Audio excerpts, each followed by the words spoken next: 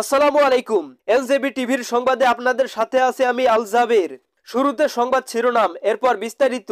ধামরাইয়ে মন্দির ভিত্তিক শিক্ষা কেন্দ্রের শিক্ষার্থীদের মাঝে বিতরণের জন্য বই ও শিক্ষা উপকরণ হস্তান্তর।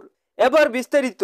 ধামরাই ঐতিহাসিক শ্রী শ্রী যশোমাধব মন্দিরে গণপ্রজাতন্ত্রী বাংলাদেশ সরকারের ধর্ম বিষয়ক মন্ত্রণালয়ের মন্দির ভিত্তিক শিক্ষা ও গণশিক্ষা কার্যক্রম ষষ্ঠ পর্যায়ের শিক্ষার্থীদের মাঝে বিতরণের জন্য শনিবার 28 ডিসেম্বর দুপুরে শ্রী শ্রী যশোমাধব অঙ্গনে বই ও অন্যান্য শিক্ষা উপকরণ ধামরাই উপজেলার 43টি শিক্ষা কেন্দ্রের শিক্ষকদের হাতে তুলে দেন ঢাকা জেলা ফিল্ড সুপারভাইজার পলাশ চন্দ্র পাল। এ সময় উপস্থিত ছিলেন ধামরাই শ্রী শ্রী যশোমাধব মন্দির পরিচালনা কমিটির সহসভাপতি শ্রী অসিত গোস্বামী, যুগ্ম সাধারণ সম্পাদক শ্রী নন্দ গোপাল সেন, কমিটির দপ্তর সম্পাদক ও ধামরাই উপজেলা প্রেস ক্লাবের সহসভাপতি সাংবাদিক রঞ্জিত কুমার পাল, কোষাধ্যক্ষ শ্রী রতন পাল সহ ধামরাই উপজেলার মন্দির ভিত্তিক শিক্ষা কেন্দ্রে 43 জন শিক্ষক ও ভক্তবৃন্দ।